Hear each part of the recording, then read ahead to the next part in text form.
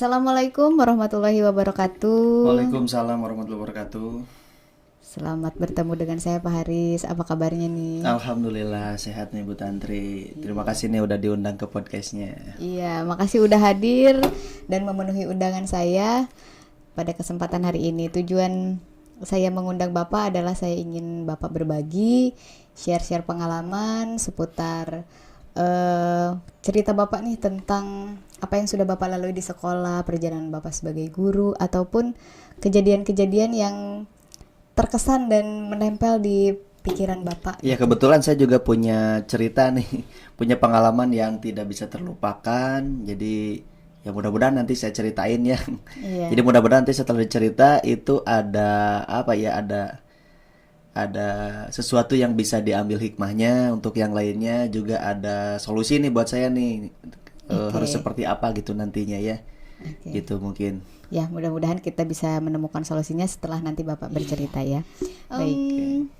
Mungkin ada sesuatu yang akhir-akhir ini Bapak alami dan ingin berbagi kepada teman-teman semuanya atau kepada saya.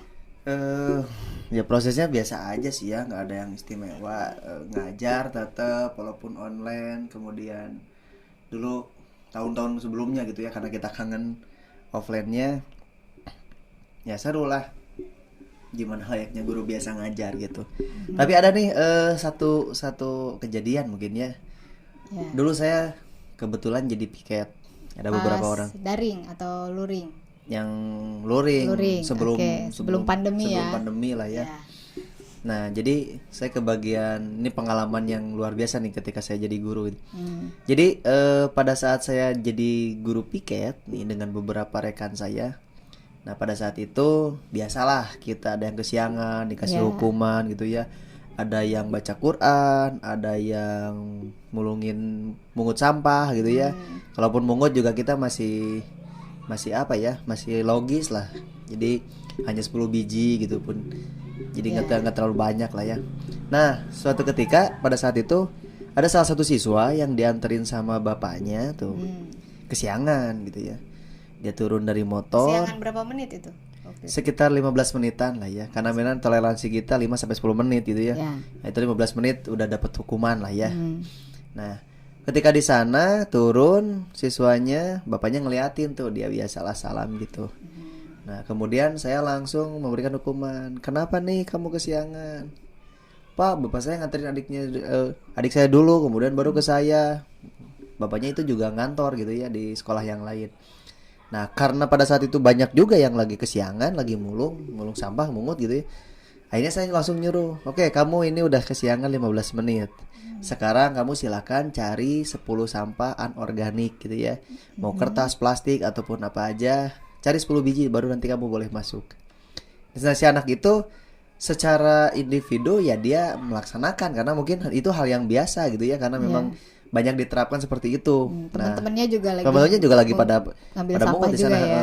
Ketika mungut, bapaknya masih ada tuh di sana ngeliatin. Kayaknya nggak nerima gitu ya.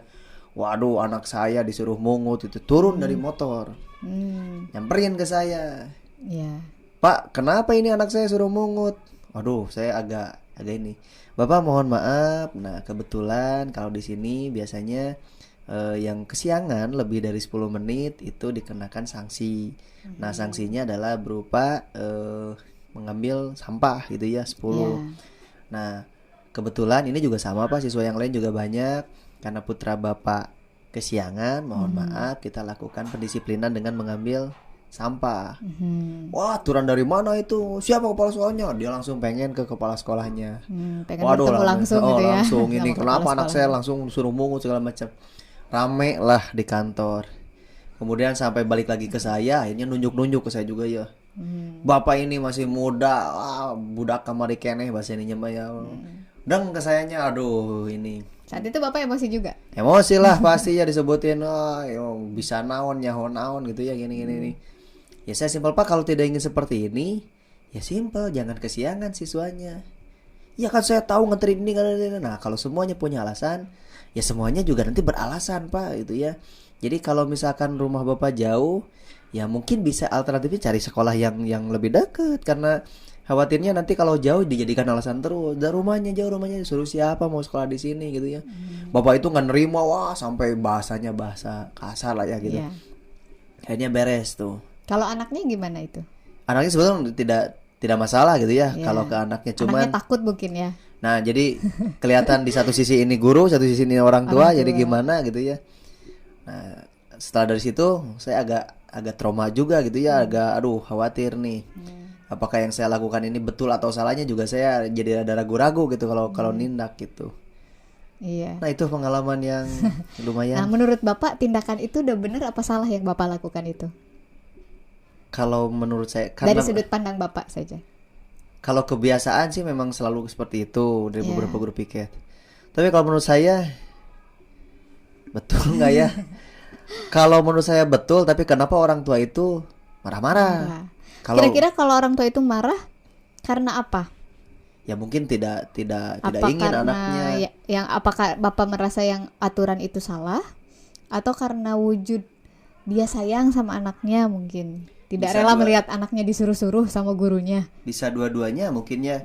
Bisa jadi dianggapnya bahwa mungut sampah itu menurunkan derajat lah misalkan itu ya. Iya. Seperti Dengan- pemulung gitu ya. Seperti pemulung gitu. Padahal kita bukan ke arah sana gitu. Tapi tujuannya itu mungut sampah untuk apa? Ya pendisiplinan aja sih sebetulnya ya. Disiplin dalam hal Disiplin dalam hal ya sebuah kebersihan gitu jadi, ya, cinta lingkungan. Jadi ya simpel sih kalau tidak mau mulung ya jangan kesiangan gitu. Tapi memang kalau dipikir-pikir sih tidak ada kaitannya gitu ya. Iya. Antara mulung. Menurut Bapak nih relevansinya antara mungut sampah dengan kesiangan korelasinya apa? Ya tidak ada sebetulnya ya.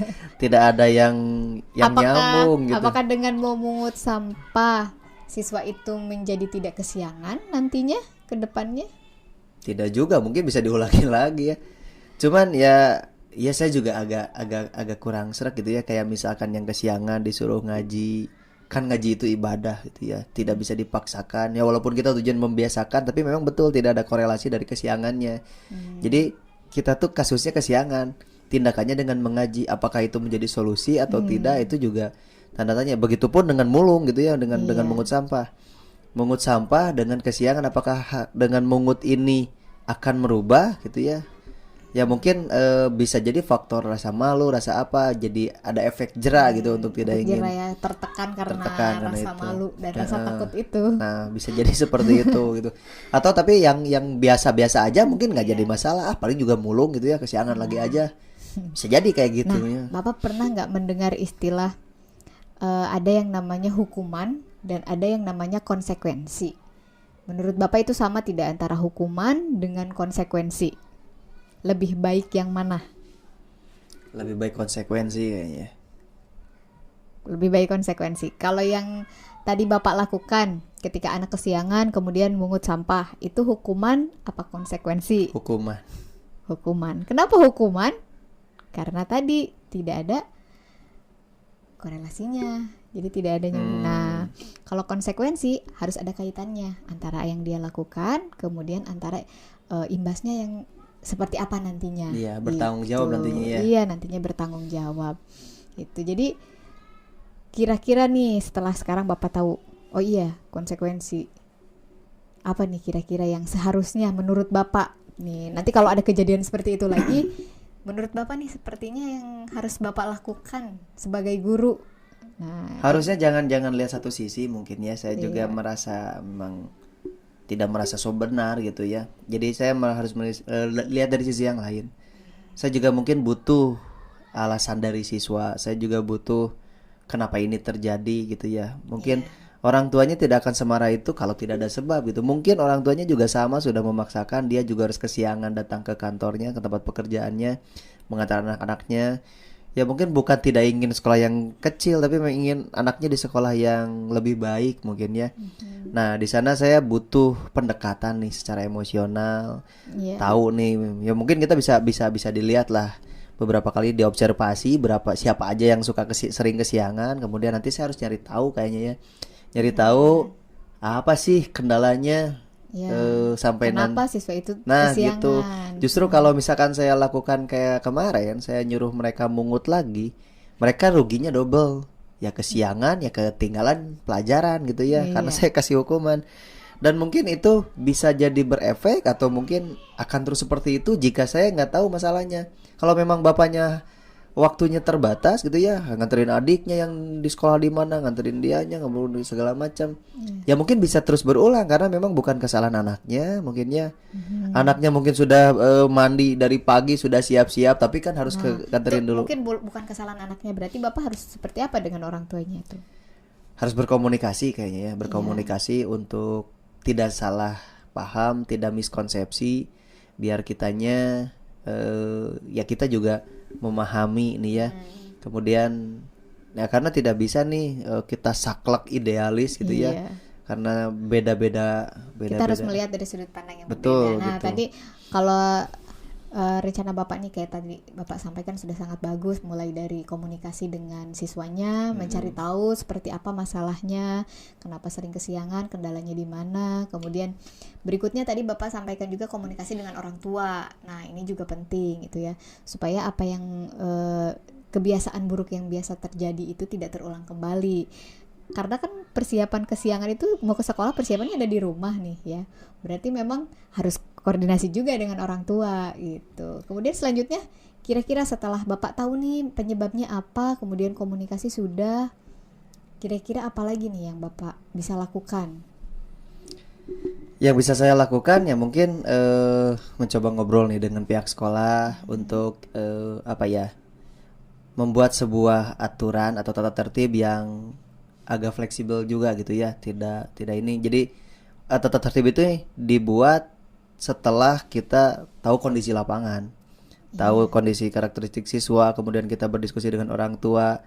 Nah, kita jangan bikin aturan yang sepihak, yang sekolah aja ya. Nah, berarti harus ada yang namanya kesepakatan gitu Pak ya. Betul, jadi kesepakatan. Nah, bagus juga ya, karena memang win to win lah. Ya. Jadi orang tua dan siswa tidak merasa dirugikan gitu ya. Sekolah juga sama. Jadi disiplin bisa tetap jalan. Jadi gitu ketika kan. nanti ada apa-apa juga ini hasil kesepakatan bersama yang kita sama-sama diskusikan, yang kita sama-sama ambil keputusan, sehingga harapannya ya nanti ketika ada penanganan kayak tadi misalkannya, kalau itu sudah sepakat mengut sampah ya mungkin tidak akan ada protes yang kayak tadi gitu. Oke. Iya, berarti Bapak sudah menemukan solusinya ya, mulai dari komunikasi dengan siswanya, kemudian dengan pihak sekolah, dengan orang tua, dan membuat kesepakatan. Itu yang paling penting Pak. Iya betul, itu yang akan saya lakukan. Mungkin ini Bapak juga baru jadi tersadar setelah orang tuanya marah. Ya, ini juga terima kasih ya sudah diajak. Jadi saya mulai oh iya ya, kenapa gitu. Nah, mungkin saya lebih nantilah pas masuk siap langsung. Iya, itulah yang namanya proses pendidikan, Pak. Jadi ya kita harus sabar, kita harus sekarang sudah tersadar, dan Bapak juga sudah menemukan solusinya tadi ya. Luar biasa sekali. Jadi tersadar karena tertekan oleh orang tua tadi ya awalnya. Justru saya harus berterima kasih kepada orang tua yang mengingatkan saya gitu ya. Kalau misalkan tidak seperti itu, ya mungkin saya akan terus seperti itu. Jadi kasihan juga ada yang dirugikan. Nah, jadi terima kasih Pak. Proses pembelajaran itu tidak mudah ya. Kadang kita terbawa emosi, terbawa suasana. Kita juga kadang terbawa sistem yang menurut kita itu sudah benar gitu. Padahal kita perlu evaluasi, perlu refleksi di mana letak kesalahannya. Nah, sekarang kita sudah sama-sama menyadari, dan saya juga belajar banyak nih. Terima kasih hari ini sudah mau sharing. Ya, sama-sama udah diundang juga. Jadi ya akhirnya curhat ya. Tidak apa-apa Pak, sering-sering curhat ya di sini ya. Siap, terima kasih, nanti diundang lagi ya. Oke, semangat terus ya Pak ya. Siap, untuk terima kasih. kemajuan pendidikan dan untuk anak didik kita, mendisiplinkan itu memang tidak mudah. Betul. Perlu yang namanya konsisten gitu ya. Dan jangan lupa dengan konsekuensi bukan hukuman ya. Jadi itu yang paling penting di dalam sebuah disiplin. Itu saja mungkin ya Pak ya. Oke, terima kasih hari ini. Iya, sama-sama Bu Tantri. Sampai bertemu di lain kesempatan. Assalamualaikum warahmatullahi wabarakatuh. Waalaikumsalam warahmatullahi wabarakatuh.